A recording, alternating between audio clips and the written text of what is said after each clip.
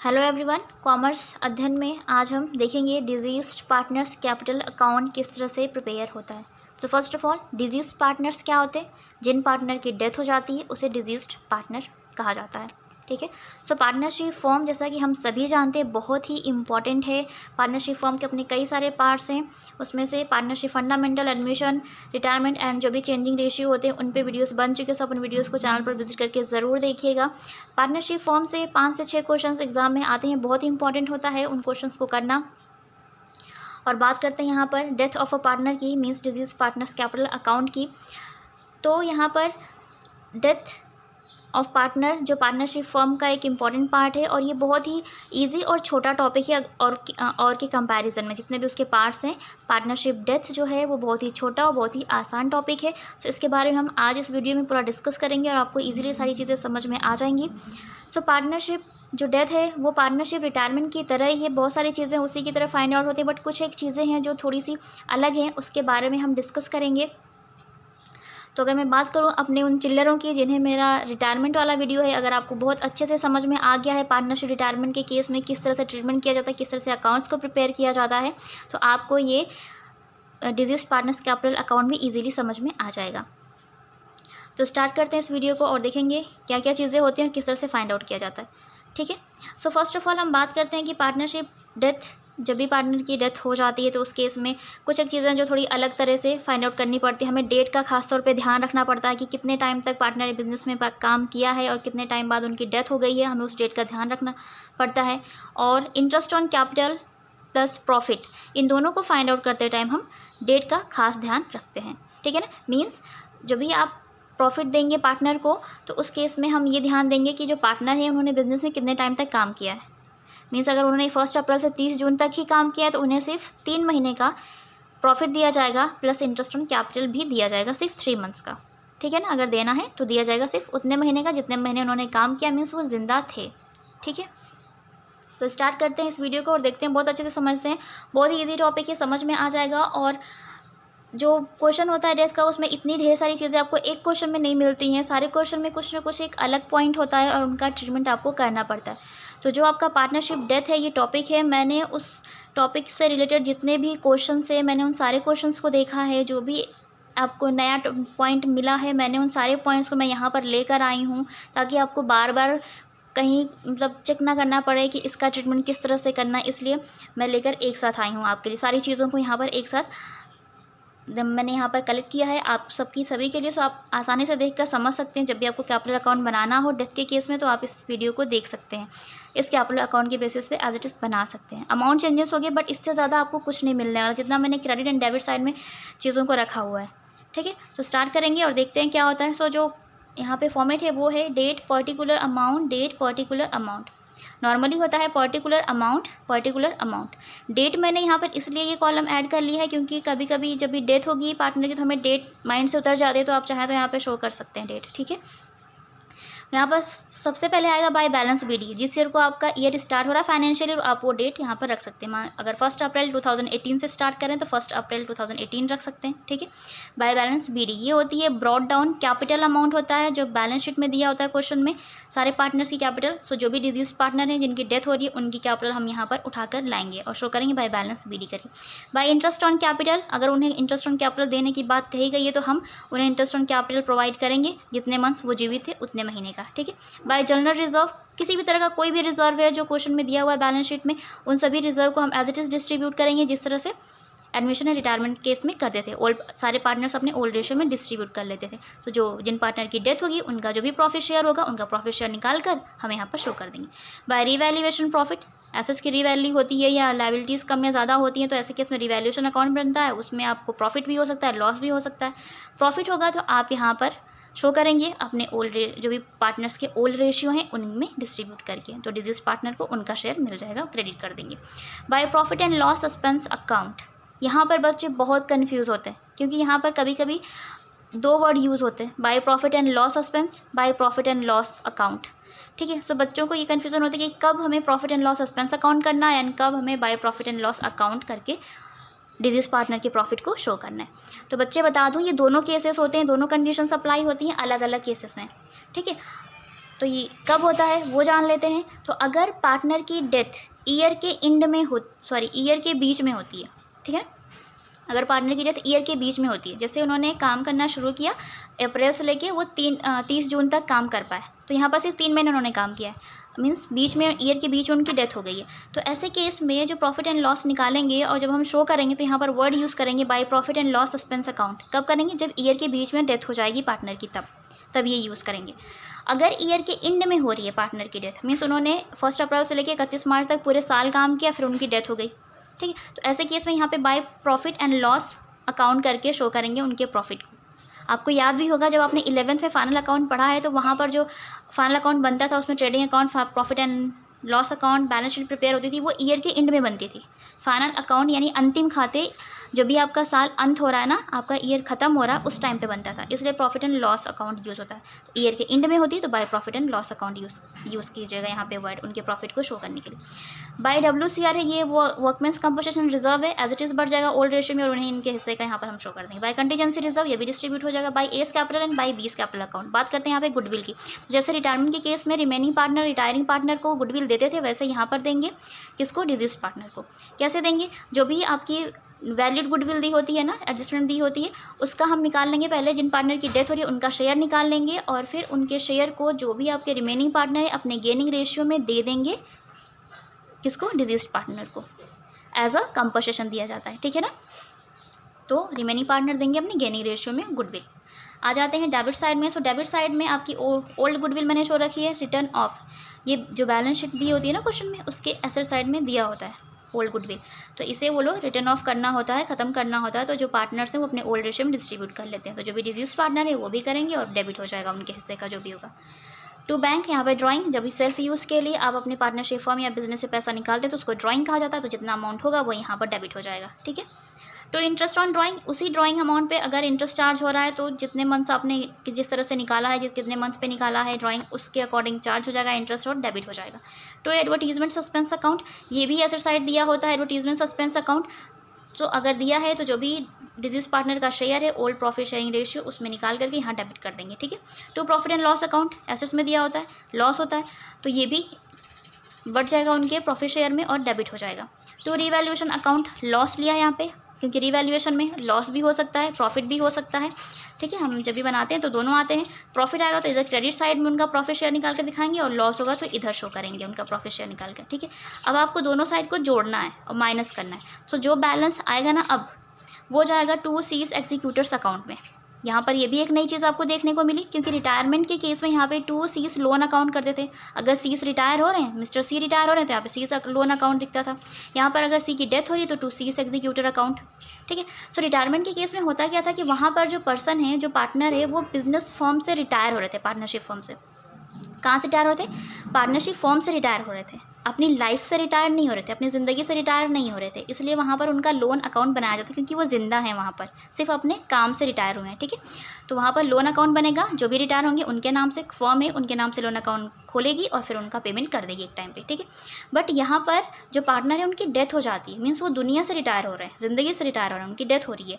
तो यहाँ पर जो भी उनका कैपिटल का बैलेंस अमाउंट होगा वो किसको दिया जाएगा? उनको तो मिलेगा नहीं क्योंकि वो जिंदा है नहीं, पर किसी को तो दिया जाएगा। तो कौन होगा? वो एग्जीक्यूटर होंगे उनके। एग्जीक्यूटर को हिंदी में उत्तराधिकारी बोलते हैं। होप आपको ये पॉइंट समझ में आ जाएगा अच्छे से, ठीक है ना।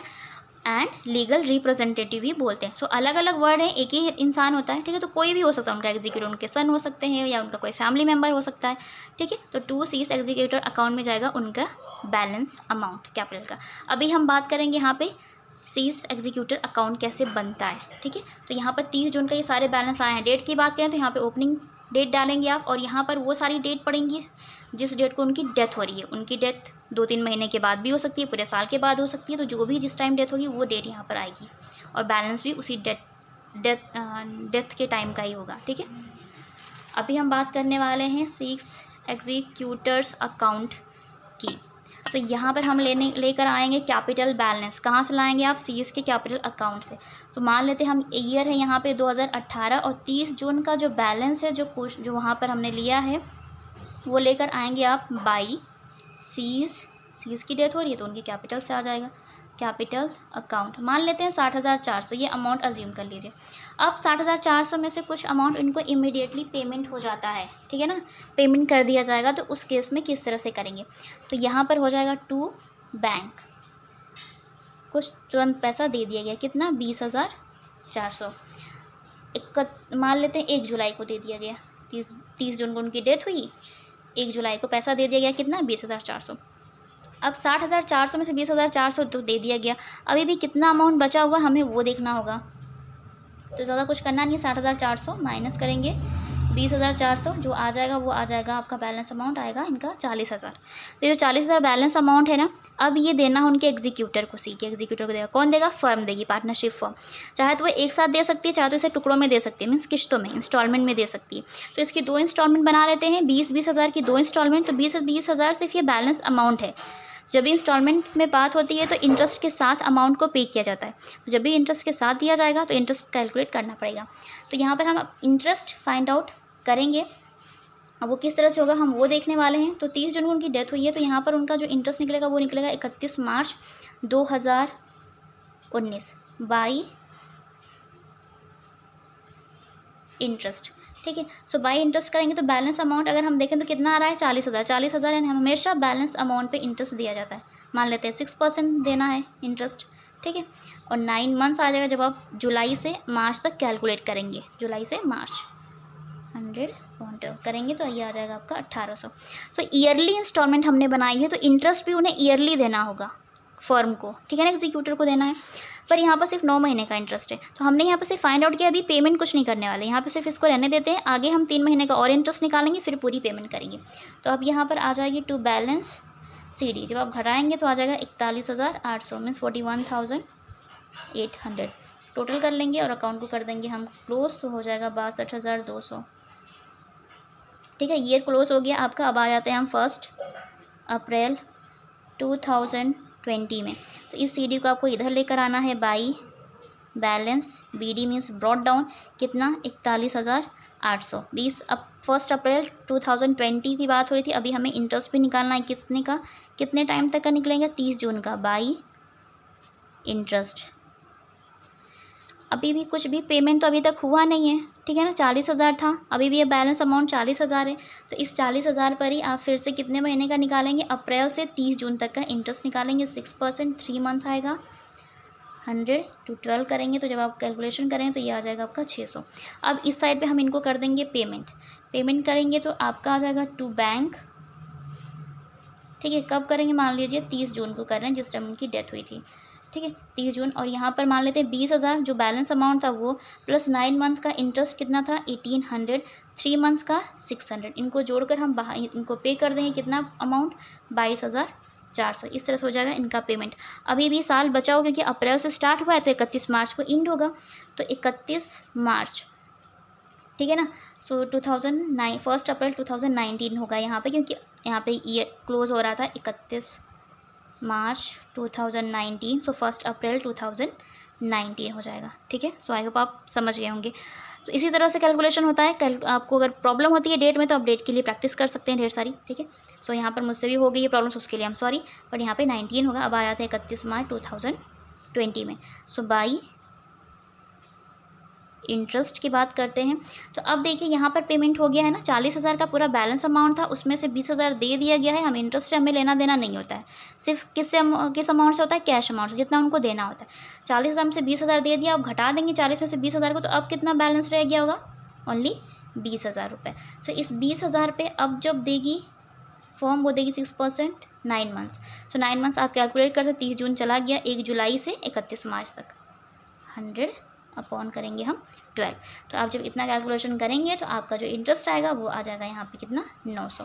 सो यहाँ पर भी अभी हम कुछ भी पेमेंट नहीं करेंगे, क्योंकि 9 महीने का इंटरेस्ट है, हम पूरे 12 महीने के साथ इंटरेस्ट के साथ पेमेंट करेंगे। जैसे यहाँ पर लिया 9 महीने का इंटरेस्ट प्लस 3 मंथ्स का, यानी 12 महीने का इंटरेस्ट, और जो भी उनके बैलेंस अमाउंट की इंस्टॉलमेंट थी उसको जोड़ के फिर दे दी गई पूरी इंस्टॉलमेंट। इस साइड को हम कर लेंगे टोटल, ठीक है। जब आप टोटल करेंगे तो आपका जो टोटल आएगा वो आ जाएगा 43,300। बैलेंस CD निकाल लेंगे, टू बैलेंस CD कितना आ जाएगा 20,900। अकाउंट को हम क्लोज कर देंगे 43,300 से, ये हो गया। अभी हम फिर बात करते हैं, तो ये आपका ईयर क्लोज हो गया है 31 मार्च 2020। तो यहाँ पर जब आप आएंगे तो ये हो जाएगा 1 अप्रैल 2020। ये 1 अप्रैल में आ गए हैं हम। बाई बैलेंस बिक्री कितना 20,900।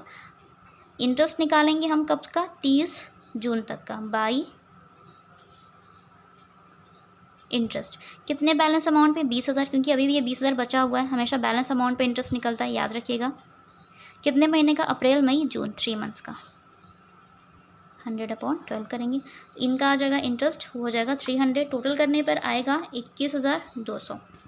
ठीक है, 21,200 टोटल आ गया। अब पेमेंट हो जाएगी इधर टू बैंक करके, कितना 20,000 जो बैलेंस अमाउंट था कैपिटल का 20,000 वो, प्लस 9 मंथ का इंटरेस्ट लेंगे 900, प्लस 3 मंथ इंटरेस्ट 300, 9 महीने का इंटरेस्ट हो गया। पूरा पेमेंट हो जाएगा इनको कितना 21,200। टू बैंक के सामने इनका पूरा पेमेंट हो जाएगा 21,200। अकाउंट को क्लोज कर देंगे 21,200, क्योंकि अब कोई भी बैलेंस नहीं बचा है। ठीक है, 40,000 अमाउंट था, उसको 2 इंस्टॉलमेंट में पे कर दिया गया। 20,000 की इंस्टॉलमेंट बनाएगी प्लस 6% इंटरेस्ट के साथ। मंथ को ध्यान रखना होगा, ठीक है, बहुत इंपॉर्टेंट होता है यही पॉइंट कि कितने टाइम पे उनकी डेथ हो रही है और किस तरह से इंटरेस्ट उन्हें देना है। सो आई होप आपको ये सारे पॉइंट्स अच्छे से समझ में आ गए होंगे। 30 जून से लेकर के नेक्स्ट हम जो भी मंथ आपके आएंगे उसी टाइम तक का ही इंटरेस्ट निकलता है। सो 30 जून से 31 मार्च तक जो आप करेंगे सिर्फ 9 मंथ्स का इंटरेस्ट निकलेगा, और आपका ईयर यहीं पर क्लोज हो जाएगा। सो 9 मंथ्स का तो निकल गया, पर पेमेंट अभी नहीं करेंगे क्योंकि पूरे 12 महीने के इंटरेस्ट के साथ पेमेंट करनी, तो रुक जाएंगे थोड़ा सा। नेक्स्ट आएंगे हम 3 मंथ्स का फिर से इंटरेस्ट नेक्स्ट ईयर में निकालेंगे, जो भी आएगा उसको, और 9 मंथ का इंटरेस्ट प्लस 3 मंथ्स का इंटरेस्ट जोड़ करके पेमेंट कर देंगे। सो आई होप आपको ये सारे पॉइंट्स अच्छे से समझ में आ गए होंगे, और मैं आपको बहुत अच्छे से समझा पाया, मुझे कमेंट सेक्शन में कमेंट करके ज़रूर बताइएगा। और एक पॉइंट मैं शायद भूल गई थी आपको बताना, वो बता देती हूँ यहाँ पे। जो ये profit and loss suspense account आता है, ठीक है ना, अगर क्वेश्चन में आपको बैलेंस शीट प्रिपेयर करने को कह रहा है तो बैलेंस शीट में ये by profit and loss suspense account जाएगा। कहाँ पर? बैलेंस शीट की एसेट साइड, ये याद रखिएगा। ठीक है, बस इतना सा ही बताना था। और बाकी बहुत इजी है आपका ये डेस्क टॉपिक जो है, इजी है, छोटा है, इजीली हो भी जाता है। और कोई भी प्रॉब्लम हो तो आप इस कैपिटल अकाउंट को एक बार ध्यान रखिएगा, इजीली हो जाएगा। और बात करते हैं एग्जीक्यूटर अकाउंट की, तो एग्जीक्यूटर अकाउंट आपका इसी तरह से प्रिपेयर किया जाता है। ठीक है ना, डेट ध्यान रखते हैं और उनका इंटरेस्ट निकालते हैं, उनका बैलेंस निकालते हैं और पेमेंट करते चले जाते हैं। ठीक है, सो अगर वीडियो अच्छा लगा हो तो इसे लाइक करें, अपने फ्रेंड्स एंड फैमिली के साथ शेयर करें, चैनल को सब्सक्राइब करें एंड बेल आइकन को प्रेस करें हमारी नई वीडियोज़ की नोटिफिकेशन के लिए। And thank you so much for watching this video.